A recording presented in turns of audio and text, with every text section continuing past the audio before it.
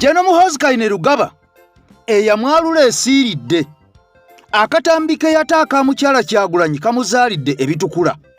Mwami Kyagulanyi mu kasiriikiriro mu kabuliriro gy'ali mu hiding ebigambo bino yabyogera n'abiggumiza n'abirumiriza tubiwulire nkomewo.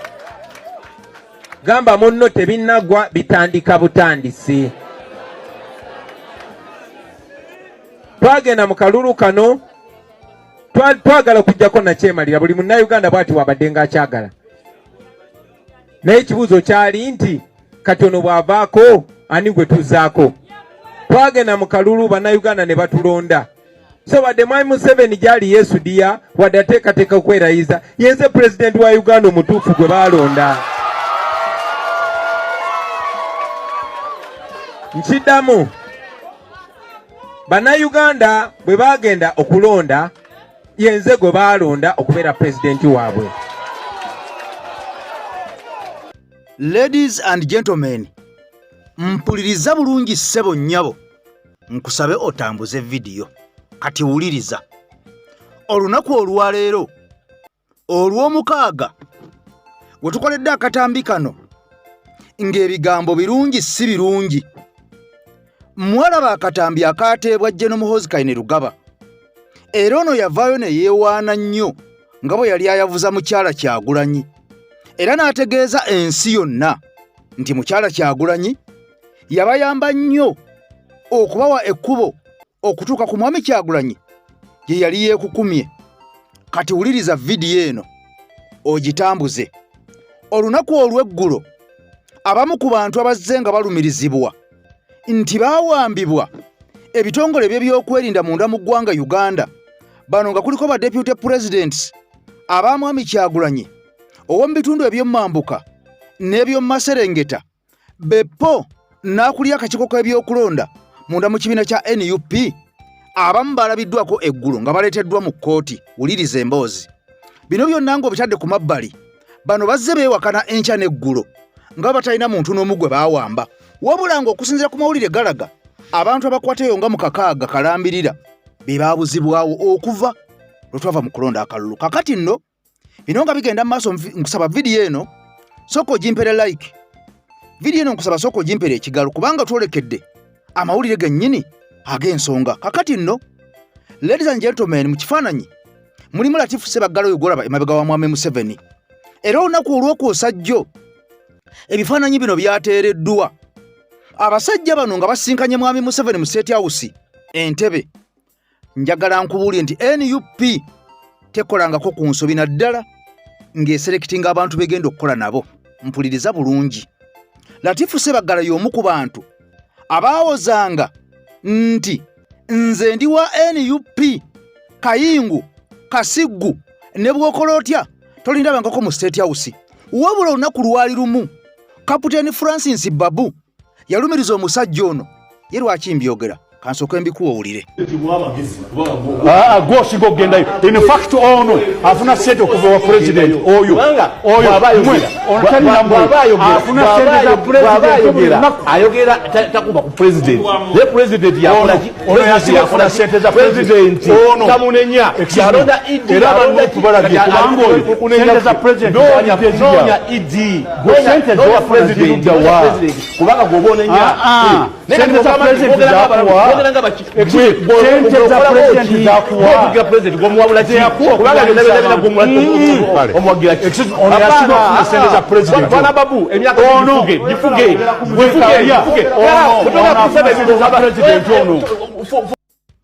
Kapiteeni Francis Babu ono nga wa NRM yali alumiriza Latifu Ssebaggala okulya ssente za Mwami Museveni emisana n'ekiro nga yeefudde owa NUP.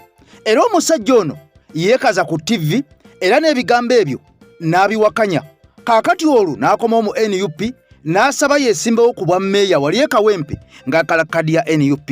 Era NUP teyakola nsobi. Jjukira nti ono muganda wa omugenzi Nasantege Ssebaggala era naye y'omu ku baalya ssente za Mwami Museveni ng'amaze okukakasa nti abantu bamwagadde. Kaakati n'ono kaadi baagimuma, wabula ono baamuma kaadi yavaayo n'alumiriza ebigambo bino nti ye wa NUP, Kayingu, Kasiggu bw'ati. kasole banyabo nze Alhaji Latif Sebagala Sengendo owa Kawempe mpya oba yagwanyiza ekifo ky'obwa meya Kawempe mpya division 226 ku tikiti ya NUP. Tuulira ndi musajja wa NUP kasangwawo Kayingo nedda ssebo obwa NUP simanyi kasangwawo Kayingo tebabwogera bwogezi tobwetimba bwetimbi bulabikira mu bikolwa byo ne bulabikira ne mu bigambo byo naye bulabikira nnyo mu bikolwa byo kati ebikolwa byo bibanga tebyalininga na values za National Unity Platform then gwe tobeera wa NUP simanyi kasangwawo tewerimba tebakulya sente togenda ngo kyetimbi bwetimbi simanyi no yambala t-shirt nze ndi wa NUP lukulwe simanyi kasangwawo siwe kitu ekibeera bikolwa byo bigambo byo baseba ne banyabo mbaniza ku mukuto gwa EKTV Media nze Eke Master emabega w'omuzindalo nkusaba video eno gitambuze gimpere like esobola okutuuka ku buli munnansi yenna gyali nga baganda baffe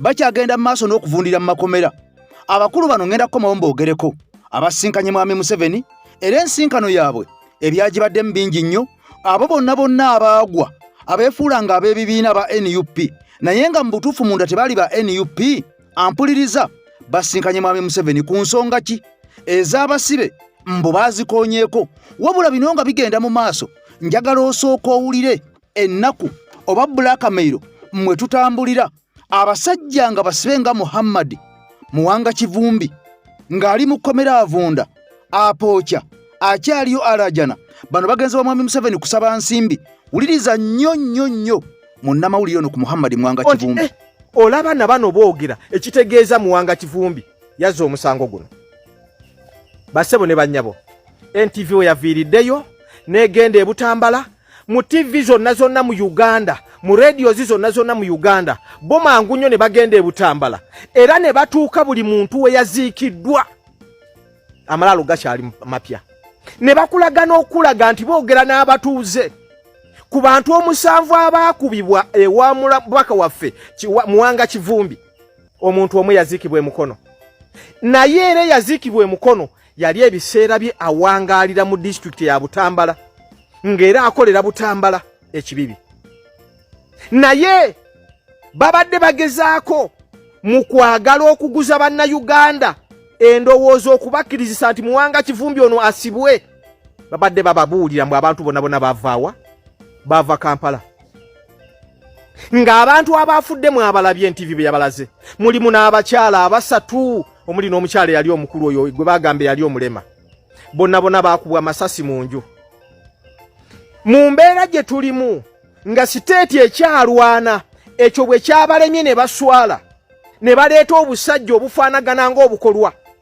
nga enkola yaabwe bulijjo bweri ku misango gye bateeka ku bantu abavuganya gavumenti ya General Museveni baleetayo abantu be bakuteekako ne beefuula nti mwali nabo mu bikolwa ebimenya amateeka era bwe baakoze mwakirabye obulenzi bwe baleese mu bwetegereze bonna engeri gye bufaanagana mu mbuli buva luddawa eyo yenkola eya nakyemalira omutuufu bwetyo bwebeera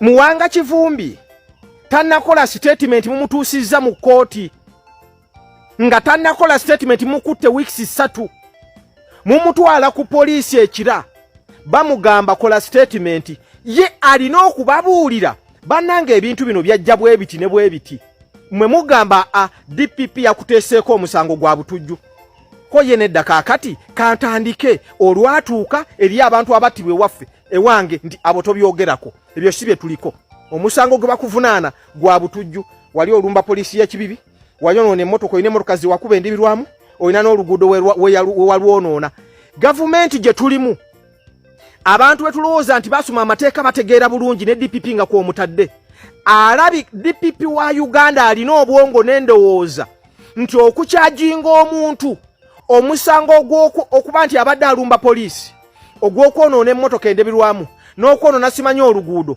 kisinga abantu be basse omusanvu we bakubye ne batta ye DPP wa Uganda ekyo kyalaba ekikulu era Muwanga Kivumbi ne bamulemesa okukola statement ku bantu abattibwa ewuwe ogwo omusango teguliyo mbadde temunnakitegeera bannayuganda bannaffe DPP wa Uganda akulaga ebyo tannabyagala ebyo biwulirako babuzaabuza ensi mbwe abantu abattibwa bava Kampala NTV yabawemudde yensonga lwaki omuntu yenna oli eyo bw'oba oyagala okutegeera Uganda bwetambula laba NTV naddala amawulire gaabwe ago NTV akawungeezi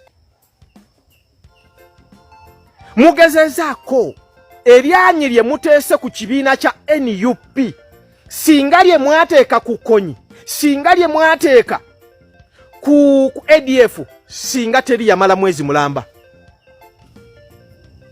kubanga mugezaako kukuukinga okuteekawo ebitole ebitaliiwo bakulaga ab'ebitongole bino byonna n'obukulembeze bwa General Museveni nti abantu abattiddwa ewa Muwanga Kivumbi ekyo kisi kikulu nga abantu baffe 10 n'omusobyo abattibwa mu 2020 nga 18 Novemba lwe bakwata Kyagulanyi Luuka era bakulaga abasajja bano nti abantu abattiddwa ewa Muwanga Kivumbi omusanvu abo si kikulu nga abantu abattibwa 10 n'omusobyo ew'omusinga ow'Olwenzululu si kikulu bakulaga nti abantu abattiddwa ewa Muwanga Kivumbi obulamu bwabwe si kikulu nga 52 abattibwa wano mu lunaku kabaka bwe bamugaana mu 2009 nga 11 ne 12 ogw'omwenda 2009 obulamu bwabwe nabo si kikulu gwe omuntu wenna gwe bakuba amasasi oba attibwa ng'oli mu kikolwa oba oteeberezebwa okuba nti towagira General Museveni obulamu bwo kiba si kikulu mu Uganda gye tulimu kati njagala ombuulire okyaddamu gwe munnayuganda okugamba nti Amini yali kijambiya ku byowulira obuwulizi na bino bye weerabiddeko osinga kukkiriza ki ekituufu njagala obeeremu amagezi eno yensi kati gye tuli mu ssaawa eno nti abakulembeze baffe NUP ebinga kibiina ky'abatujju General Museveni weebuuza lwaki tajjaawo kulonda ku bino byonna bye tugendamu Masaka embeera eri Masaka okubonyaabonya abantu okubba obululu bw'abantu neebuuza General Museveni lwaki tajjaawo kulonda ensi efuna emirembe fuganga Gaddafi Katonda alireeta kibuyaga n'akutwala naye General Museveni akulaga nti ye yateekawo okulonda nga akamasu kamuyamba okusoloza abantu abatamuwagira awo naafuna omukisa okubakolako effujjo ye bw'atyo bw'akulaga takulagaamuko goodwill yonna mu management ye takiraga ye akulaga ekintu ekyo nti ye General Museveni yateekawo ebyokulonda kuno ategerereko abamuvuganya abatuufu afuna omukisa okubakolako effujjo kakati ffe tukusaba jjawo okulonda kubanga n'abajjawo okulonda banno baavaawo bangi nabategeezezza Hosni Mubarak yagoba okulonda mu Egypt neyeewa ebisanja unopposed bina mu Egypt olunaku lwatuuka mu 2011 n'avaawo gundi ono Bashiri yabba obululu emirundi n'emirundi mu Sudani olunaku lwatuuka abannansi ne n'avaawo Mugabe yakola buli kika kya ffujjo naye olunaku lwatuuka Mugabe n'avaawo abantu bonna Beni Ali Tunisia yabba akalulu n'ateekawo effujjo buli kimu kyonna naye akaseera kaatuuka n'ava mu buyinza otegeera ekyo nakugambye president we Gaboni family ya Bongo Umaru Bongo yafuga Gaboni okumala emyaka 56 naye olunaku lwatuuka olwo mu 2023 banansi ne bagamba nti nedda mugende ne bagenda so tukusaba General Museveni jawo okulonda olekera okutulumya oteeka obulamu bwaffe mu matiga abantu bone batukuba amasasi ne tufa jawo okulonda ninze nwe magana Matiya Kyowolo otudde Muwanga Kivumbi abakulembeze baife mwena tubenda ino era tusaba Katonda amazima gaida kuvaayo ni bana abata makomera tambuza mesi ebiswaza era ebyewunyisa bwe bityo munda mu government ya Mwami Museveni byo tebiggwayo Muzeeyi Wasswa ntambula naye musajja mukumi wa kyoto era ono musajja akunaaza ekyogo. Kaakati ono bw'oba olina obuzibu bwonna mu bulamu Muzeeyi Wasswa mwettanire. Nkugambye nti ajja kukumira ekyoto, ajja kuwa ekyogo, ebizibu byonna ebikwezingiriddeko bisobole okubeera nga bitaggululwa, emikisa gyo egyefunya gibeere nga gyegolola. Kakati ennamba ku sikuriini yeeyo eya Muzeeyi Wasswa, tolonzalonza, tandika kati okkuba. Wuliriza, munda mu ggwanga Uganda ebiswaza tebiggwayo, era Muhammad Mwanga Kivumbi ono bukyasibwa n'abalala nga bw'olaba omwami ono akulira akakiiko k'ebyokulonda munda mu NUP abamaze ebbanga nga baasibwa, wabula nga bano tebagibwangako statement. Ekisinga okubeera nga kikwewuunyisa ne bwe njogerera essaawa zino, bano bangi baggulwako emisango naye bo nga bo tebayobwanga mwagaanya kunnyonnyola ki ekyaliwo. Olunaku lwabadde lwaggulo omusajja ono we yaviiriddeyo nawa omwagaanya n'engeri gye yawambibwamu, gye yakwatibwamu, era ono n'okulonda oba okusuula akalulu tebaamukkiriza. Wabula nga ekisinga okubeera nga kikwewuunyisa, bwe yakwatibwa nga ennaku z'omwezi 14 ppaka eggulo tatwalibwangako yadde ku poliisi yadde okugibako statement. Era okuva nga 14 ze weeks 2 n'okusoba abadde ali mu safe house, ye gye yayogedde gyayise Central House. Kitegeeza bannaffe bangi abali mu bifo ebitali gazetted, ebimanyiddwa oba bitamanyiddwa nti bifo bino bakuumiramu abasibe. Kyova olaba nga bakugamba ono poliisi egamba temulina, ono amagye gagamba tegamulina, ono bagamba nti mu prison taliiyo, naye ng'ate abamuwambye bamukwata mundu aba SFC. Okusinziira ku byogerwa, ono agamba baali 8 abaamuwamba, bonna nga bambadde emigemerawala era nga bambadde ebyambalo bya SFC. Okitegedde be baamukwata. Wabula ebigambo eby'ennaku ebyewuunyisa biri eno ng'ogimperedde ekigalo, Mama Switzerland, sooka olye ku bigambo bino nkomewo, kubanga bingi ebizzenga byogerwa. Naddala bukya tuva mu kalulu, Mwami Kyagulanyi bwe yadduka mu maka ge, abamugoberera oba bamuvuganya ne basigala nga bagamba nti ono yali atidde, era nga gavumenti bangi bavayo nga bagamba nti ono tanoonyezebwa. Wabula mu ngeri y'emu ng'ab'amagye bavayo bagamba nti tumunoonya. Kaakati nno ne wabeerawo contradiction wakati awo, anoonyezebwa tanoonyezebwa, wabula nga ye atuuka n'alabikako n'agamba nti banjigga, era nga n'obutambi bufuluma obw'enjawulo, abakuumaddembe abali mu maka ge, abalemesa access okutuuka mu maka ge, abaalumba mukyala we, abaamutulugunya, abaakwata n'obutambi ne batuuka okubeera nga babuteeka ku mitimbagano, ensi n'ebulaba, bongera okulaga nti ekigenda mu maaso munda mu ggwanga Uganda si kirungi. Era kino kyaviiriddeko n'amawanga aga Bulaaya okuvaayo okuyingira mu nsonga zino, nga muno mulimu n'eggwanga erya Amerika abaaviiriddeko n'okubeera nga bata ekiwandiiko nnamutaayiika. Kino ekyaviiriddeko okuddamu okubaganya ebirowoozo ku nsonga naddala ezo ezikwatagana ku Uganda n'amawanga amalala ng'eggwanga erya Amerika, ng'okulinnyirira eddembe ly'obuntu kwongedde okulinnya enkandago munda mu ggwanga Uganda, era nga be baana baliwo. Kaakati bano ne balivayizinga n'okuddamu okunoonya ku nnatti oba sanctions n'ebyensuubulugana wakati w'eggwanga erya Uganda n'eggwanga erya Amerika, n'endagaano ezaali zaakolebwa edda ez'emabega ezikwatagana ku by'ekikesi, ezikwatagana ku by'ekijaasi, ezikwatagana ku security munda mu ggwanga Uganda wakati wa Uganda n'eggwanga erya Amerika, n'ebigambo ebyayogerwa Ajeno Muhoozi Kainerugaba bwe yalumba eggwanga erya Amerika ng'atiisatiisa okubako kyakola n'okubateekako envumbo. Era bino byaviiriddeko n'abalamuzi balooyazi ab'enjawulo okuli ne Robert Amsterdam okubeera nga bateereddwako envumbo obutaddamu kwesolossa oba okulinnya ekigere kyabwe munda mu ggwanga Uganda olw'ebyo bigenda maaso mu Uganda yaffe. Kakati nno njagala nnyo tusooke tuddeyokko tuwulize ebigambo by'omusajja ono Ssebuufu. Yakwatibwa atya? Lwaki? Ani yamukwata? Nawambibwa njala takisa kukasa twagala mpulidde omukulu yakikidi state civil. Nawambibwa nga 14 Januari bannamagye aba SFC Januari kusaawa nga 8 wakati k'ebyokulonda entinda baali bannamagye nga bambadde ebyambalo by'amagye nga basukka 8 ne bankasuka mu mmotoka drone era n'empale yayibika wano singa zikulaba okusibonamusi ne ndiyitibwa ku maaso okutuusa bwe bantuusa yenategeera oluvannyuma nti ye safe house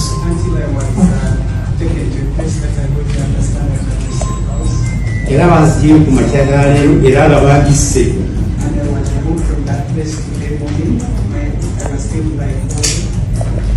tebanteeka ku Jinja Road police station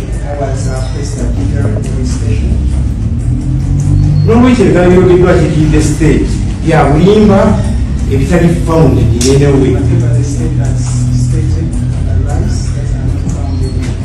baba bakiikirira state they should always learn to say the truth and nothing else but the truth.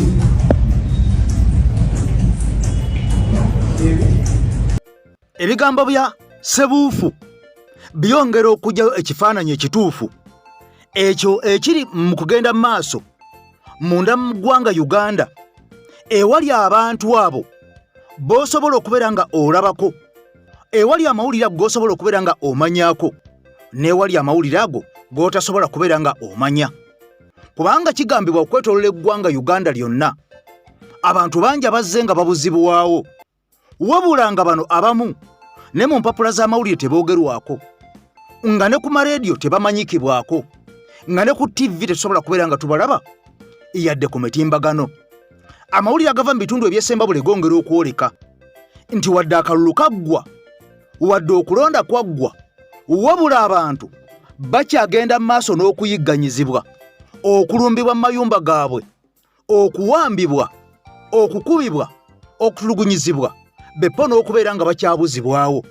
Wadde nga bino byonna bigenda mu maaso, kyokka ate nga n'abattibwa bakyali bangi, oba oliawo abatafunangako na bwenkanya, era nga bano abattibwa battibwa ebitongole ebikuumaddembe, kyokka nga mu kuttibwa baakubwa bukubwa masasi, ng'oggyeko ab'e Butambala 10 abaakubwa amasasi mu nnyumba y'omubaka Muhammad Muwanga Kivumbi, bano ne battibwa. Oluvannyuma poliisi n'evaayo n'erumiriza nti abantu bano bonna Muhammad Muwanga Kivumbi yali abaleese bakozesa obutujju, okulumba poliisi, okwokya enguudo, okuba emmoloka za poliisi, n'okubeera nga batuusa obulabe ku bapoliisi. Mbungeero ono yali amanyi nti abantu bano yabajja mu bitundu by'ewakiso ne Kampala, poliisi bwetyo bwe yategeeza nti yabajja mu bitundu by'ewakiso ne Kampala bajje e Butambala bakole effujjo eryo, wabula bano baakubwa amasasi mu nju ya Muhammad Muwanga Kivumbi okubanga bwe baamala okubeera nga battibwa, bano bonna baaziikibwa Butambala, nga kiraga nti poliisi byatugamba nga nti abantu bano baali bajjiddwa Kampala ne Wakiso byali bifu, kubanga bano bonna baaziikibwa Butambala mu disitulikiti ey'e Butambala, nga kiraga bano bonna baali batuuze nga Muhammad Muwanga Kivumbi bwe yategeeza, okuggyako omuntu omu eyaziikibwa e Mukono, era nga kiraga nti ono yaziikibwa e Mukono yali avudde e Mukono ng'azze e Butambala, ng'era mukozi, ng'akolera kibibi, era nga gy'awangalira, nga gy'abeera, nga kitegeeza yali afuuse omutuuze olw'omulimu gwe bwe yali afunye mu bitundu eby'e Butambala, nga kitegeeza yali taleeteddwa. Kakati bano bonna battibwa, era bwetyo poliisi yatuuka n'eswala nga tumaze okukakasa nti abantu bano bonna be bagamba nti tebaali b'e Butambala ate bonna baaziikibwa Butambala. Bano ng'obatadde ku mabbali ebitundu ebirala mu ggwanga Uganda waliwo abalala battibwa, kati ng'omusajja ogwolaba ku screen yakubwa amasasi ng'alumbibwa ku bintu birala nnyo, era ono yali talina mu kwekalakaasa okwaliwo. Ng'omukyalo oyo yakubwa amasasi naye nattibwa, ng'omulenzi oyo yakubwa amasasi naye nattibwa. Bano bonna basatu battibwa nga tumaze okulonda, wabula ng'eyabatta yali poliisi, gaali magye, babakuba bukubi masasi nga babalumba ewaabwe, nga babalumba gye baali bawangalira, nga babalumba ku mirimu gyabwe. Kakati nga poliisi erumiriza nti waaliwo abaali bali mu kwekalakaasa, bali abaali bali mu kwekalakaasa poliisi bwe yabakubamu amasasi oba bwe yakuba omukka ogubalagala ne bagumbulukuka ne badduka, mbu baali batandise n'okwokya ebipiira. Kakati nno ekisinga okubeera nga kikwewunyisa, ate bano abattibwa baasangibwa mu maka gaabwe, era bano baali tebalina mu kwekalakaasa yadde n'akamu n'akatono, era bano tebaali ku street nti batambula, era bano tebaali mu byakulonda nti bagenze kulonda, wabula battibwa obwemage era bano tebafunangako yadde obwenkanya, era bano teri yali abalowoozezaako nti famire zaabwe ezaasigalawo ziri kuki, wabula ebyogerwa poliisi y'eggwanga Uganda, ebyogerwa gavumenti, ebifaananyi ebiragibwa. Ampuliriza vidiyo gimpera ekigalo emboozi yiino. Nze muzeeyi waswa omukumi w'ekyoto gwe wenna aliko ebizibu ina ekyoto kibayita mpaawo kitakya. Kino kyekyoto ekikkakanya buli kizibu ky'omanyi nti omuntu aba n'ekizibu tukuma bukumi ekyo mpaawo kitakya nakyo ne kikya. Gwe abaali talina mukisa guyigga kufuna bw'ogenda okuyigga oba ogenda kuba nti ensolo olina okugita kwega nti kwe kufunamu, naawe ayagala kufuna jangu tukozesa ekyoto kya ddungu kikukumire olabe nga buli kyoyagala kyonna osobola okukifuna. Ina ekyoto kibayita lukumusa. Kino nno kyekyoto eky'omukisa gwe yaseera nga buli kintu kyonna osanga kiganye olw'obutaba na mukisa ojja n'enkukumira ku kyoto kino n'obanga osobola okukyusa ku mbeera n'ogirabako. Kyoto kino ekya Lwezaawula, mukadde ono Lwezaawula y'omu ku bantu abazuula emikwano okufuna emikisa kweganga omanyi nti buli kintu kiganoga nti kino kyali kibuze nsobodde okukifuna mu bwangu. Kyekyo ekyoto kya Lwezaawula ky'owulya kitwogerako ekya jjajjaffe. Eno ye nnamba kwensangibwa 0752 28 0910 obanga ojja kusobola okunfuna. Kati wuliriza nga tuvudde wa muzeeyi akumira ekyoto, embeera n'ekyuka ebadde byefunyizza ne bita. Nkugambye kankutwale mu mboozi eri enkambwe gye tusembye okwogerako ey'omusalo ono Kyasaala Naggayi w'emyaka 36, okuli ne Robert Senninde ow'emyaka 35 abaatirimbulwa nga tebalina musango, ne Ibrahimu Sserubiri ow'emyaka 21. Bino byali Luweero nga tumaze okulonda abantu Bassalumanya ne Nalumanywa okubeera nga battibwa mu mbeera eya ampuliriza kasita mpisaawo ebyange. Wuliriza ebigambo bino, ampuliriza ate tukomewo. Be batuuze ba Luweero 3 abattibwa ku olwo nga bakubibwa amasasi abaserikale ate abalina okubakuuma. Sarah Naggayi yali wa myaka 36, Robert Senninde myaka 35 ne Ibrahimu Sserubiri yali wa myaka 21 gyokka, so nga n'ababooka n'ebisago bawerako. Bano okuttibwa si kugamba nti bali mu kwekalakaasa oba nti baali beenyigidde mu kintu kyonna ekimenya amateeka, wabula be bamu ku Bassalumanya ne Bannalumanya abaafiira mu kavuyo. Era w'ogenda okulaba abantu bonna abaafa tewaliwo n'omu yali mu kwekalakaasa. Akawungeezi k'olwongo okulonda kuwedde, akavuyo kaabalukawo ku ssomero lya Luweero Islamic Primary School ewaali polling station eziwerera ddala 7. Kigambibwa nti waaliwo abavubuka bawagira oludda oluvuganya abeekumamu ogutaaka ne batandika okubanja akalulu kaabwe ke baali balowooza nti kabbiddwa. Ne babakubamu amayinja bwe babanja akalulu kaabwe, ne bakuma omuliro mu kkubo. Kati embeera yabeerawo nga yakukuba amayinja, abavubuka ba Nuupu bwe babanja akalulu kaabwe. Kino kye kyatanula ab'ebyokwerinda okuli poliisi n'amagye okukozesa eryanyi okugumbulula abeekalakaasi nga bakuba omukka ogubalagala n'amasasi gesiyinza kulimba nti baagakuba mu bbanga mwokka nga bwe kiteekeddwa okuba. Ne bakubamu omukka ogubalagala wamu ne amasasi kubanga babadde bali violent nga batandise okwokya n'ebipiira mu luguudo. Robert Senninde essasi lyamukuba lina emikwano gye nga bali mu mboozi mu zooni ya Lumo mu tawuni kanso y'e Luweero. Abaali awo ng'abula ekintu koze pu n'agamba munyoloza tebankubye essasi, era bwennyini bwe yakola ki bwe yagwa. Nga ntuuka ngenda okuweta bwenti nga mayiti eri mu ddiiro, ne mugamba bannaye kituufu Senninde ali mu ddiiro. Bye yali nabo tubatuukiridde naye teri n'omu akkiriza kulabikira ku kamera zaffe olw'okutya. Okusinziira ku baaliwo abataagadde kulabikira ku kamera zaffe, Robert Senninde olwakubwa ekyasi era nga balabye n'abaserikale bajja bagezaako okudduka, wabula mu kudduka yalemererwa era n'agwa mu kino ekifo kyennyini. Bagezaako okumuwalawala bamudduse mu ddwaliro naye ebyembi bagenda okumutuusa nga gwawedde mudda. Ssentebe w'ekitundu kino Kisekka Ssaka akakasiza ddala nti Senninde teyali mu byakwekalakaasa era yattibwa bwemage. Nga toyinza na kumanya ani gwawagira kubanga teyali munnabyabufuzi, ye yali musuubuzi. Ono yali musuubuzi ng'akolera ku bali kyewuunya era yaleka nnamwandu n'omwana omu. Sarah Naggayi ne Ibrahimu Sserubiri baakuyibwa kumpe mu kiseera kyekimu era mu kitundu kyekimu.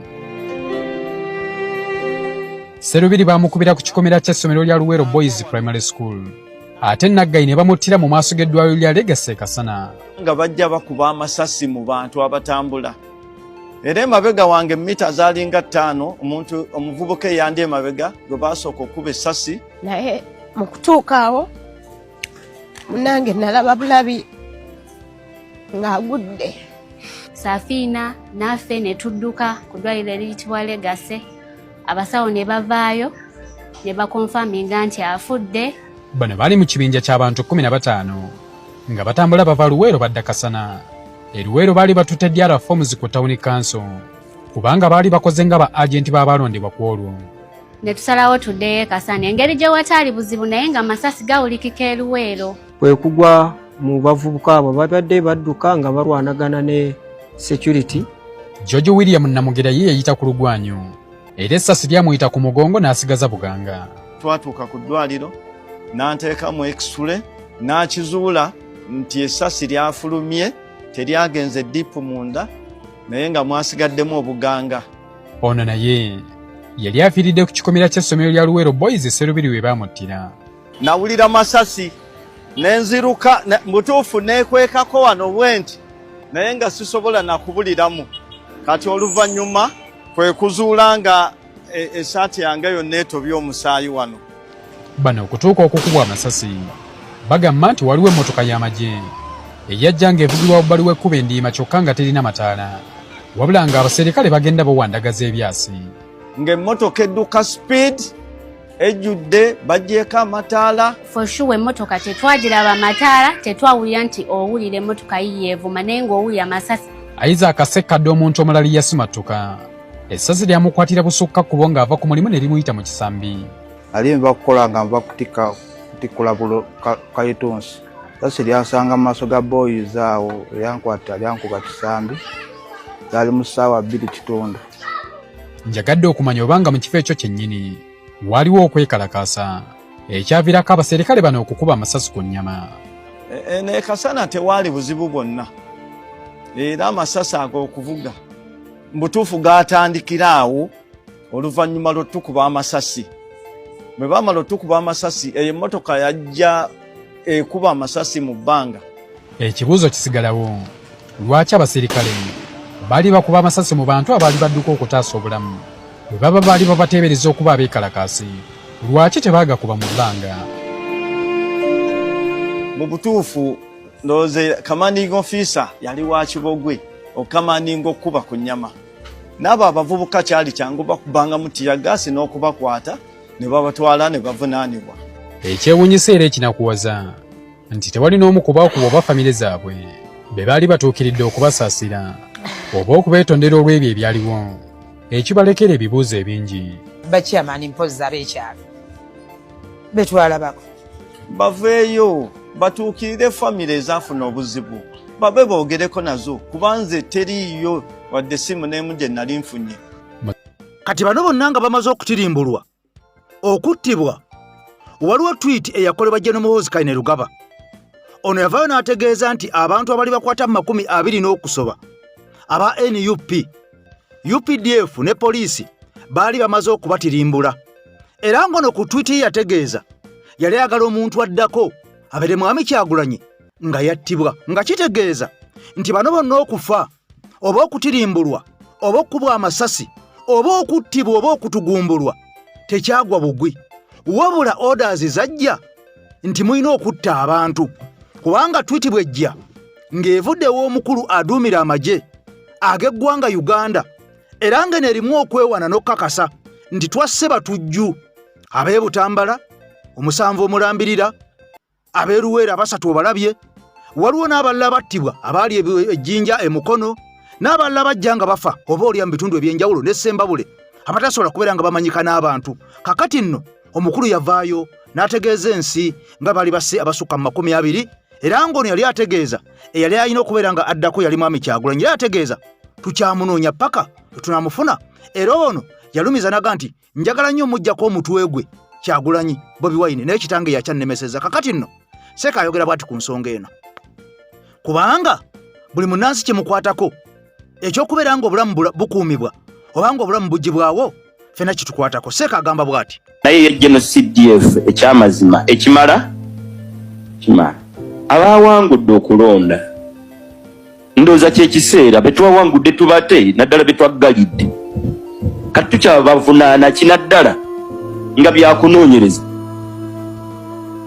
bukyanga beedi mutwe basibwa bakyanoonyereza paka ddi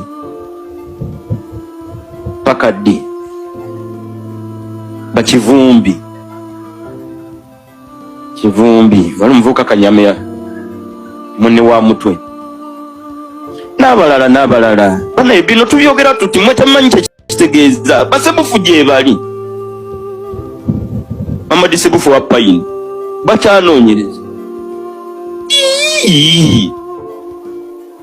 bobonoonyereza ebbanga bisikiriza byonoonya bikubuze ak'obuntu kaluwa mu magye g'eggwanga baseba batutwala mu layini eyo gwe mukyala obwakkulisaayo olowooza ku mukyala w'abaana baseka Malijani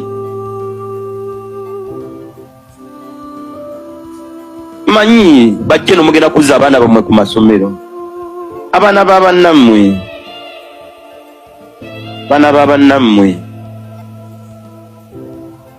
gwe gy'oli sebo nakagalira 12,000 nakatanga tewali buzibu ne muli bw'otulamu ng'omu kati bw'oggalira 2 n'ofuna ki kuba ndowooza ne bw'oggalira omutwale era osigala era ye saate era bw'ota ndowooza kyabuntu jeno Ssaabaduumizi CDF nsaba Allah abalungamye na ffenna Allah atulungamye naye lino eggwanga oba olya olya ffenna nsobi zibaawo eri buli muntu yenna nendowooza abali waggulu era balina zikwatanga era abali waggulu kati n'abali wansi tubakwatira nga abali wansi ng'owa waggulu ensonga zazikwatira nga ali waggulu nga bwakwata owa wansi era mukwatanga owa wansi bino byange manyi nti bisobola okunnonesa naye wendi sina buzibu kwakati kale sina buzibu wendi wano buli lwakuna bwoba oninze simbaawo era bana balakiza ne wekyejjanzi ate era ne bwe nva wano naye ne bazanye ebitongole by'ebyokwerinda kuba tutambudde ennyo nabo mba nabo era ne muno munyinza okuba nga nyinamu sikinaako buzibu bwonna kuba tebaba kukola batyo bantu bandimpaayiriza abaasibwa abattibwa n'ababuzibwawo bagenda mu maaso n'okubeera nga babuzibwawo nga nagwo n'ogwaka bangi abataddangamu kubeera nga bakubako ekyomulubaale muganda wange Kakeeto kakati nno bino byonna nga bigenda mu maaso mu ngeri emu mu kibuga Kampala abantu nga bamaze okubeera nga balonda David Lewis Rubongoya nga MP waabwe wabula okusinziira ku byogerwa ono n'agaana okubeera nga alangirirwa kakati nno ebigambo byongedde okubeera nga biddugalira naddala abo abawangalira mu kibuga Kampala abakoleramu abo abatayinaamu mayumba mwe bakolera kimaze okakasibwa nti omukyala Hazret Misa Kabanda ono nga ye minisita wa Kampala era nga ye mubaka mbu gwe balonda mu Kampala Central nga MP kakati nno ono yamaze dde okutowa oda n'agoba buli muntu yenna avuga boda mu kibuga Kampala nga mukwano gwa nga mpuliriza tolinawo parkinga stage jjukira nti bana ba boda bepo n'abatembeeyi n'abageto twabagamba nga ku nsonga zino nga balowooza byakusaaga ne tubagamba mu abaana ba geto mwe mukolera mu kibuga mwe mutundira ku nguudo temulina kwesiga bantu bano baagaana era tulabako n'omukyala eyattibwa nga abamutta be bavubuka abageto abaali batambulira ku konvoyi ya mwami Museveni bali agenda wali eri okwewandiisa ampuliza mu abalala baali bambadde ebigoye bya kyenvu era ng'omukyala ono yali akola ku mobile money bano bamutuusaako ekikolwa eky'obukambwe ne bamubbako essimu ne bamubbako ensawo ne bamukuba era ogenda okakananga n'okumutta bamusse kakati nno bano bazze boogera ebigambo binyo abageto nga balaga nti bo ne mwami Museveni ne gavumenti kakati tebateŋŋana wabula gyebukedde olunaku olwaliro nga kimaze okukakasibwa wiikisi 2 zokka ze zibaweereddwa okutemya n'okuzibula bano nga bamaze okubeera nga bamuka ekibuga Kampala awatali ekyo bano babategeezezza nti bonna bagenda kuvundya mabega wa mitayimbwa bagenda kuvundya mu mbuzi ekogga kakati nno bwe tujja nga twogera ku nsonga nga zino nti abantu abalina okubeera nga batutegeerera balina kubeera bantu balala kakati gwe ne bakulimbalimba n'ennusu 10 nusu 15,000 n'ekiti shaati ne bakuwa omuceere ne bakuwa soda n'ofundikira nga entegerayo ogivuddemu byosanga bye bino. Watugambye tugende tubalonde mujja tukolera akalulu kaakaggwa bino bye mutusasudde tusasuddwa kino abange. Era nga Misa Kabanda minisita wa Kampala yabagambye nti temufaayo obutale buli mukolebwako kituwadde ne chance katubuddaabirize mu wiiki zino 2 buterere muddeyo bakuba ekya ssente okubajjako omusolo omungi ennyo teyakyogeddeko naye nga byonna byonna agamba nti biri mukolebwako mu mbeera yonna yonna. Babagamba nti bakyanoonya lunaku ng'abasuubuzi we baasaba bano ab'oku nguudo babafunireyo kye bayita Sunday market weekend, katale ka weekend mungu ndoza baba bakatika ku nguudo ez'enjawulo muleta ne muyiwawo oba mukubo wakati oba era bazibe kube enguudo ezimu ne muteekawo emaali yammwe ne mutunda Sunday market bagibasuubiza. Era nti nga after 2 weeks kigenda kuba kikolebwako bajja girangira egenda kutandika ddi era ejja kubeerawa si buli wamu. Kakati be basuubuzi wano munda mu ggwanga erya Uganda naddala mu kibuga Kampala. Ababodaboda namwe abantu kansooke mwe bantu ba bulijjo be babadde bakwatira mu muddo abadde bamenya amateeka mu Kampala. Mukazi wattu ava kabula mayide eyo musajja wattu tamanyi yamanyi kompawundi ey'omulujja ewaka weetuuka yo obusubi abuli gamba naye babeera bakimanyi nti buno busubi ali ku Pali FM owuliriza kano bakugambye oyo akukwata alina okuba nga ali mu uniform court miwel babakutte ebbanga ddene babagamba nti oyo yenna akukwata ng'okoze ensobi olinnye muddo oyise utateekeddwa kuyita Hajati agamba alina okwamba uniform ya KCCA erimu ebya bbulu ndooza mugimanyi oluusi baba na ID yagikulage nga tannakukwata. Era bano mulimu bannakigwanyiza bagambye nti mulimu bannakigwanyiza abayaaya abafere nga beerimbika mu KCCA nti bakolera gavumenti ne bajjako abantu ssente babagamba bajja kubafuna mwenna abannamirembe road weyayo babagamba bajja kubafuna mwenna. Ababodaboda olina okuba nga olina stage w'okolera naawe akukwata alina okuba nga ali mu uniform oba ebimwogerako abikulage oli munnansi oli munnauganda tebamala gakukwata kivandulo. Omuntu najja nga ayambadde jini nakukwata nedda byaweddewo era bagamba nabo bajja kubakwata.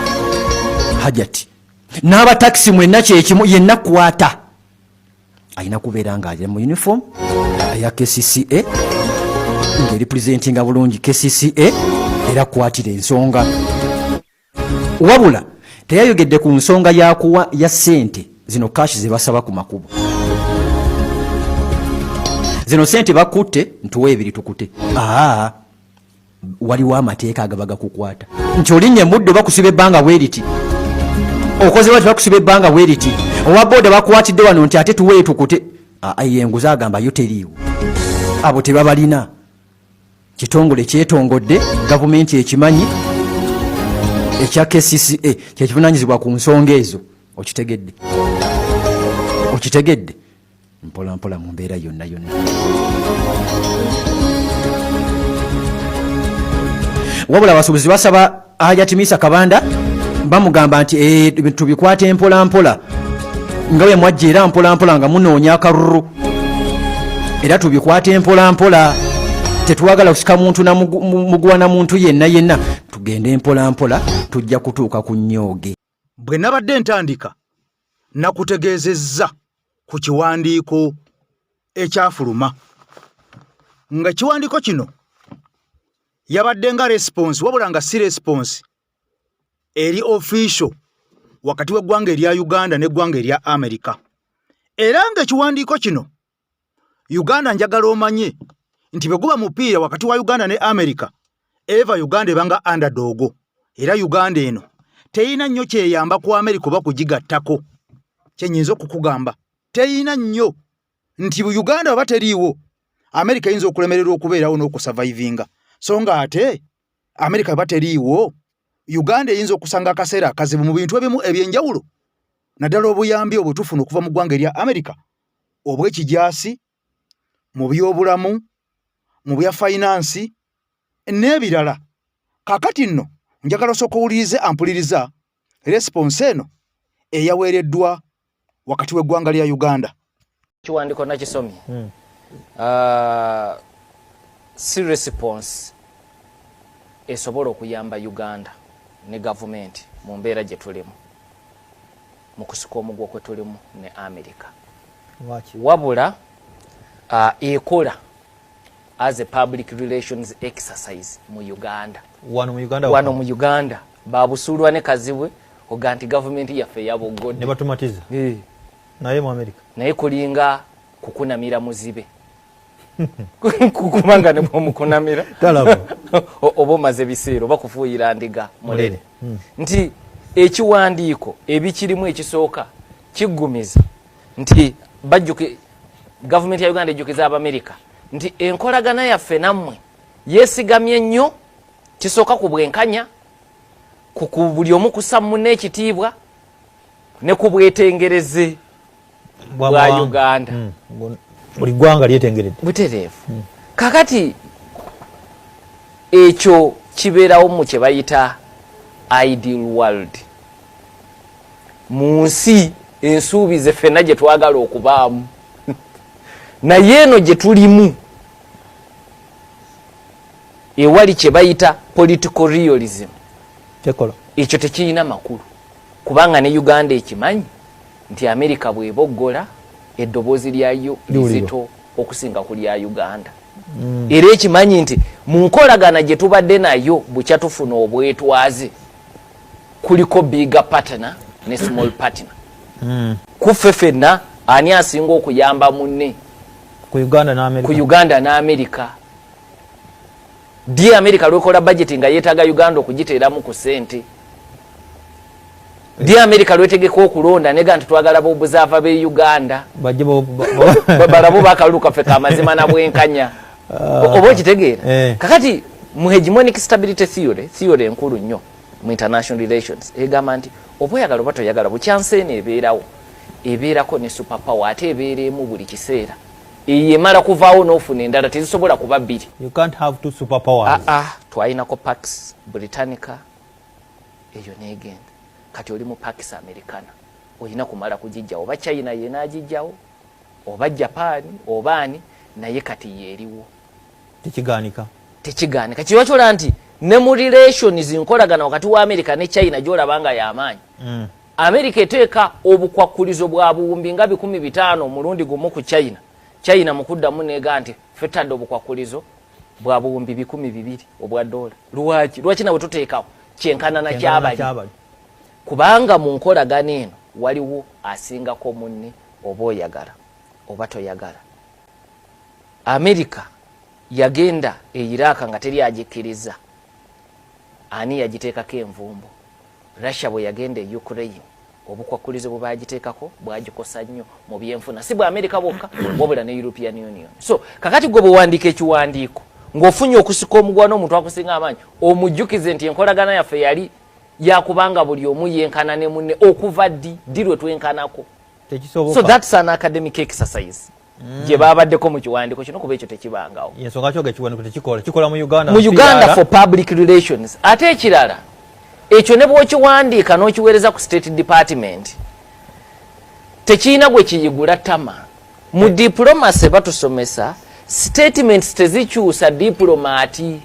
Nze kazibwe Uganda bwe nsindika ebungereza n'ekiwandiiko ne bwe banvuma nze sijja kuvuma muntu yenna nga diplomati. Kati obuzibu bwe buyinza okuva gwate va ku kuvuma ate okwate ku diplomati kubanga endagaano ekuuma ba ambassadors eya Vienna eyo tekukkiriza kumukwatako ne bw'aba ava mukasi akasembayo okuba akatono. Tumukwatako. Kikirwa kibungereza myaka 7 yali tosobola kuyingira mu embassy ya Ecuador Ecuador nsintono nnyo ku Bungereza okujja musajja Asante kikemu kuyingira Asante naye tekisobola yasalawo okuteeka poliisi wabweru ekuumirawo omusajja lwali fuluma diplomasi bwetyo bwefaana so kati ekiwandiiko kino first of all academic exercise ekyokubiri ku bannayuganda ku population ya Uganda kikola era obulya singa mbadde mu ministry nandiga nti ye mukikole ku lwawano naye ekibuzo kyobuuza kibadde ku nkolagana eri eyannamaddala ogiterereza otya ekyo tekikola kubanga tekiddamu amaaso ku ggwanga mu relations eziri international diplomacy bano tebamanyiji balina koma era kikirwakyola nti baali beegendereza ne bamugaana kuyingira mu maka ga Kyagulanyi kubanga singa yayingira n'ateeka Kyagulanyi mu mmotoka gwe mumusibiddemu Kyagulanyi omusibidde mu nju kakati ambasada n'ayingira Kyagulanyi n'ayingira mu mmotoka ng'amugyeyo amutwale ku embassy ogiyimiriza eyo ebeera ataaka ku nsi gye bayita United States so mu kusoomoozebwa Uganda kwe yali mu kaseera ako kye yakola ekyo kyali kigitaasa nga gavumenti kubanga ekyo yes mumugabe bugaya nti kino ekifo kirimu ebizibu tojja ku lwa security yo ne bwe mukkiriza n'ayingira nga mukikkiriza nti ekifo ekyo tekirina mutawaana kuba gavumenti ya Uganda evunanyizibwa ku security yawantu n'ateeka omuntu mu mmotoka ye mwene mumuga nti ne musuula emisanvu ne mumukako okuggula emmotoka ne musikamu omuntu ekikolwa kiyinza obutaawukana nabatujjuki bakola ku ambassador Stevens Bengazi owa America ne bamotta repercussions ebikivaamu biyinza okusukka ku bigambo bino by'owulira so kyali strategic ku ludda lw'abo baali mu gavumenti batera okubeera overzealous ne ku lunaku olwo ndoza bazuukukira ku ludda lw'ekitanda olutuufu so diplomacy bwatyo bwafaana nti wabwegendereza nnyo akantu kabeera katono gwe n'okalabanga akatono mu mbeera ya bulijjo naye nga kazito kaliko amateeka agakafuga ga byasa na byasa ezo traditions ziva mu myaka 10 nga ne Kristo tannabaawo babadde bakuba ekikopo nti bannange Uganda waliyo obukulembeze obubi mu batwale mu kooti y'ensonna eggwanga lya Uganda lyamaze dda okugoba abantu babiri babatadde mu kategole ey'abantu be bayita ba persona na negurata omuntu agobeddwa mu ggwanga erimu ng'eggwanga limugobye agwa mu kategole y'abantu persona na negurata omuntu ateetaagibwa era kasaba kikuteekako kitegeeza nti Uganda todda oba mu America todda akategedde nti abo buyinza munda mu ggwanga lino Uganda mwensinziro okuweereza bamaze dda okuba nti batandika steps ez'okulaba nti abantu babiri abagwira babateeka mu kategori y'abantu abo abatakkiriza okuddamu kulinnya mu Uganda persona na negurata with immediate effect teekateeka zigenda maaso buli kimu bakimalirize balangirire bano kigamba okuba nti bebagenda okuba nti bagoba mu Uganda obutaddemu ddala kulinnya mu the Pearl of Africa nti babakyuzinga okola kibayise sustained and illegal interference in Uganda's internal affairs nti okusinziira egye basinziira ne beenyigira mu nsonga z'eggwanga ez'omunda ezitabakwatako okukola kibayise international sabotage and muyinza mutya okweyingiza mu nsonga z'eggwanga lino tugenda kubagoba ababiri bano ye Jeffrey Smith munansi wa ggwanga lya America ono activist kati buli wawulya activist omanya nti oyo aba wankyukakyuka activist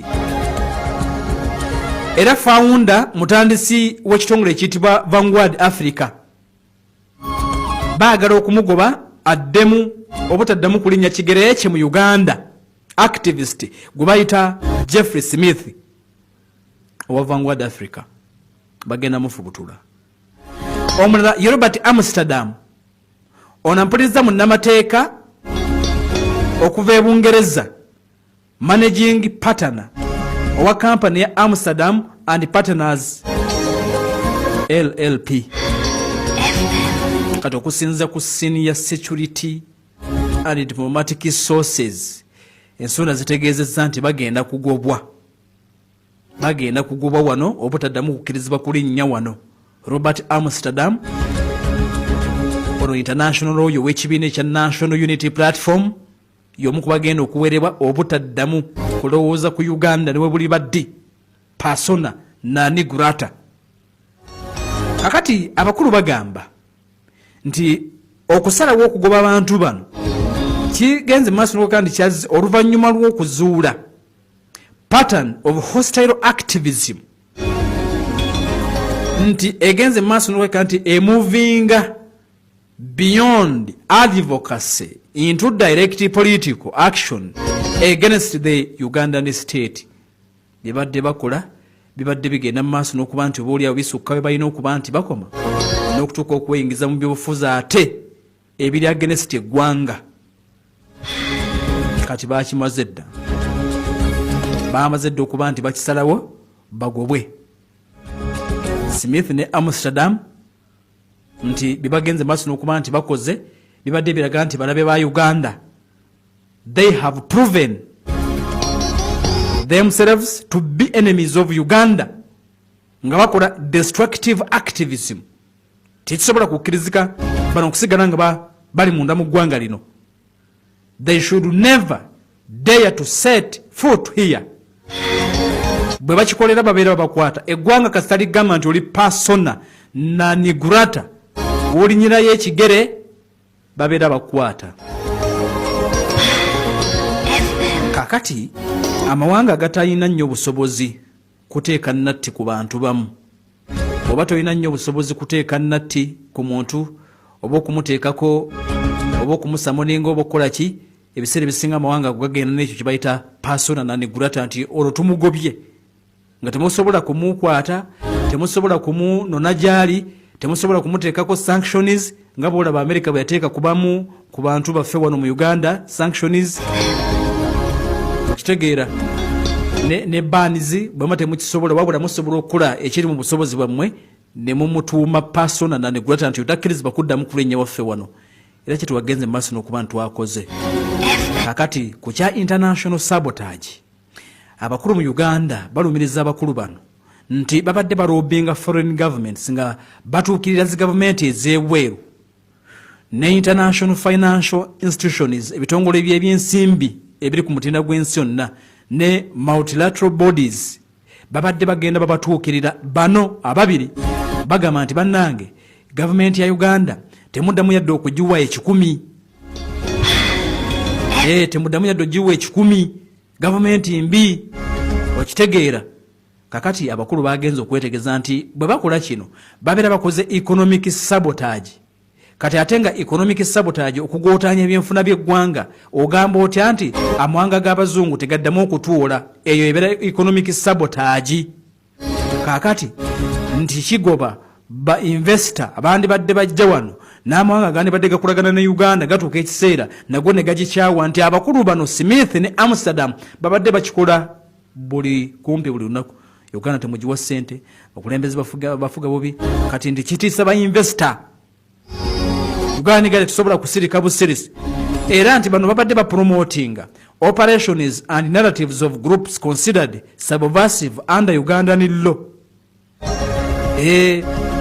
Nti babadde batambuza message eri intended to incite unrest